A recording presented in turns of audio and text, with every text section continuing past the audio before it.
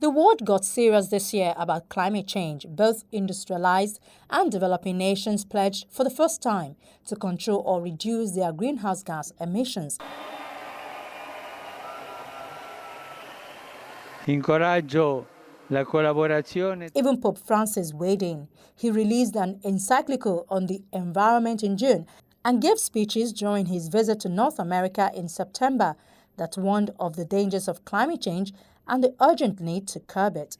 Two surveys of people in the United States that were conducted after the Pope's visit suggested that he helped to boost the acceptance of climate change as an important problem.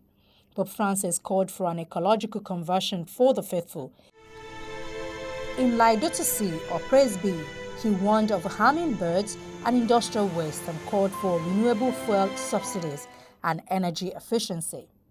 Laudato Si for we environmentalists is a miracle. This is very, very encouraging. So what we are now expecting is that from the pulpits all over our nation, we shall have the same sort of injunctions coming to the various congregations. We do have a lot of faith and trust in our men of God and the leaders of our various faith communities.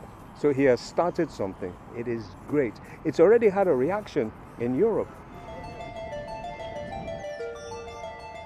The Addis Ababa Action Agenda of the Third International Conference on Financing for Development, now known as the Addis Ababa Action Agenda, adopted in July after months of negotiations between countries, marks a milestone in forging an enhanced global partnership that aims to foster universal, inclusive economic prosperity and an improved people's well-being while protecting the environment. The Action Agenda builds on the outcomes of two previous Financing for Development conferences in Montreal, Mexico, and in Doha, Qatar. The agenda recognized that the inequalities within many countries have increased dramatically, women representing half of the world's population, as well as indigenous peoples and the vulnerable, continue to be excluded from participating fully in the economy. Financing is considered the linchpin for the success of the new Sustainable Development Agenda, which will be driven by the implementation of 17 Sustainable Development Goals. Between 2010 and now, strategies have changed in terms of what's happening. I think, the negotiations and, the development of some of these documents has also been very much inclusive. So I am open that by September and by December, we would have a document that we can all claim ownership of.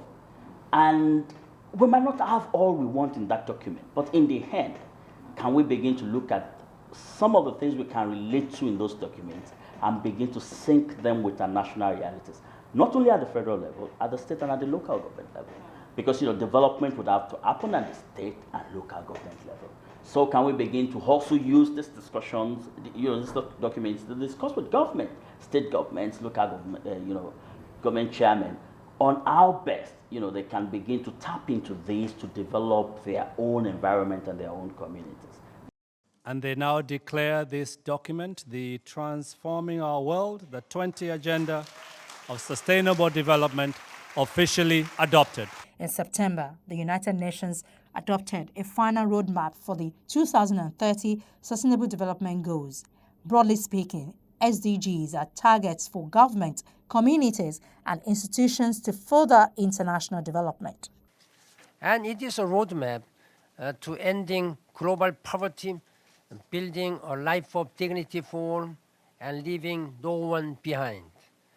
It is also a clarion call to intensify efforts to heal our planet for the benefit of these and future generations. It greatly expands upon the success of the Millennium Development Goals. It contains with 17 Sustainable Development Goals, which are integrated, interlinked, and indivisible.